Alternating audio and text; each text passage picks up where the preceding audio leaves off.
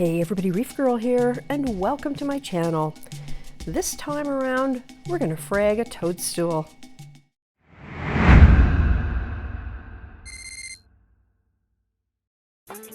Let's take a brief moment to appreciate how beautiful the Weepy Toadstool is.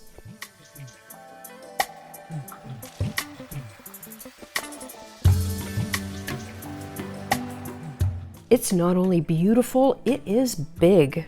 In fact, it's too big. It casts a lot of shade. It needs to be fragged, but before we start cutting, there are other preparations I need to make. And of course, I'm going to do this my way.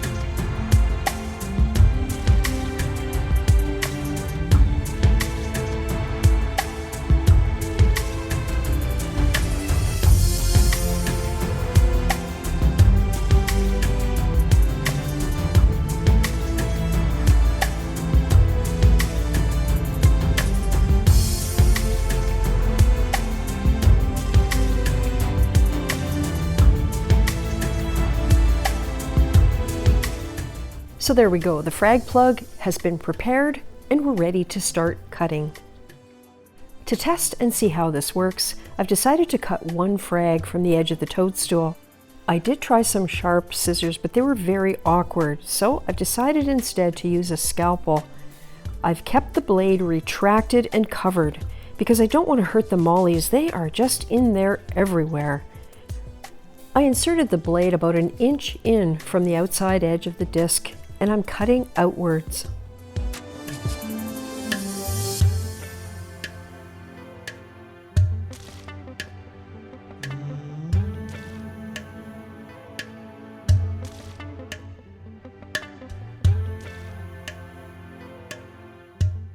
Once the piece was free, I set the scalpel safely aside and dropped the frag into this little dish of tank water that I had got ready earlier. So I've wounded this leather coral, and in response, it will start to produce slime. To take up that slime and prevent it from harming anything else in the tank, I've put a bag of carbon under the filter sock in the first filtration chamber in the back. Hopefully that will neutralize most of what this thing is going to put out. Now it's time to see how well my idea is going to work. I'll take the scalpel and pierce the frag straight through, and then hopefully I'll be able to slide it over top of the toothpick through that opening. It's a little tricky. This thing is really slippery, but ultimately using 2 sets of tweezers, I figured it out. Then we just open up the slot I cut in the elastic and slide it down. The idea here is to keep the frag in contact with the plug. It's not to push the elastic in contact with the frag because I don't want to inhibit growth in that area where it's touching. So we'll see how this works. And a couple of hours later, here's the test piece back in the tank. Already the tentacles are out. Although it looks rough, I know from experience that it should bounce back pretty quickly. Checking on the mother colony, you can see that the tentacles are already starting to re-emerge. And that was a big chunk that I took. We'll see how things look in a few days, but I'm optimistic. This is the next morning, and check it out. I'm pretty pleased with how it looks. And look at this. Remember, this is less than 24 hours later. That's a big gap, but I'm sure now that it's going to heal nicely. Going back to the frag and looking closely, you can see it's in good solid contact, so hopefully it'll stay there and put down a foot. One more thing I need to do is trim that toothpick. That is a sharp point, and I don't want any of the crazy mollies hurting themselves on it. 5 days later, and the frag looks great. And moving closer, you can see that it's starting to attach. 10 days after fragging, and the test piece looks wonderful. The mother colony also looks great, so I think this has been a success. So now I can carry on and frag the rest of the toadstool. Here's a quick shot of the healing that's gone on in the gap where I cut the original frag. Look at those little tentacles. It's doing well. So yeah, you know how life gets in the way? Well, that happened to me.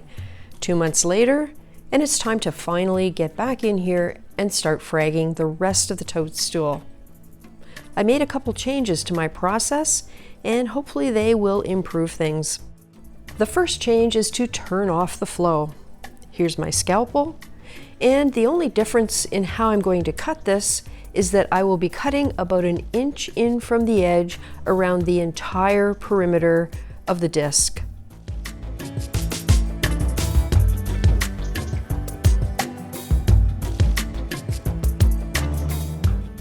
You can see the cloud of slime that's coming off the coral as I'm cutting it. Good thing I put the carbon back in here.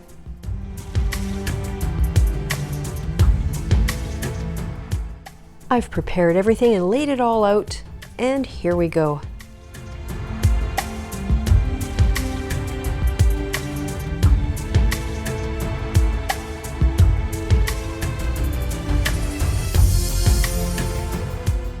Here was another change in my process. I tried holding the frag in my hand and pushing the toothpick through from the back to the front, and this actually went way faster than the other way. Once I started doing this, the job was much easier. Another change in my process was to use an iodine dip, in this case, Seachem's Reef Dip, just in case of any possibility of infection and to help with healing.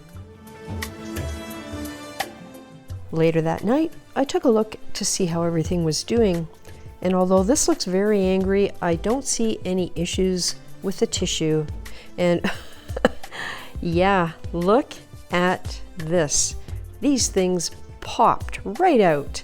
So obviously they're doing well so far.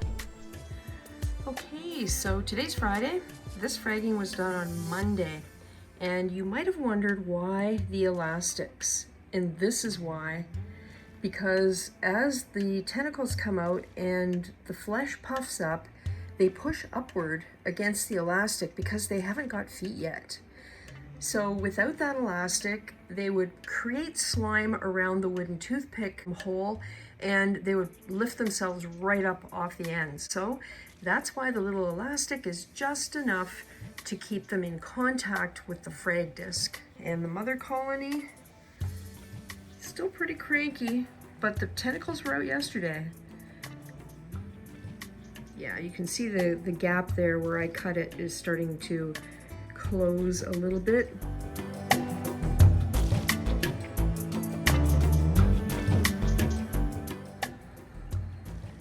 Check it out. Looks like these frags are putting feet down.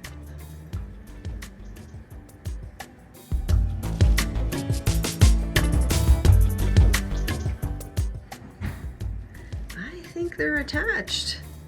Now they're attached, I can remove the toothpicks. That was always going to be part of the process, and it's relatively simple because I didn't use too much glue.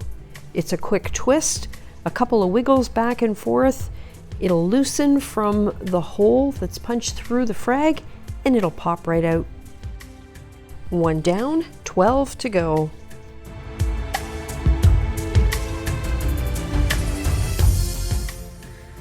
And the Weepy Toadstool is back. Look wonderful. One got away.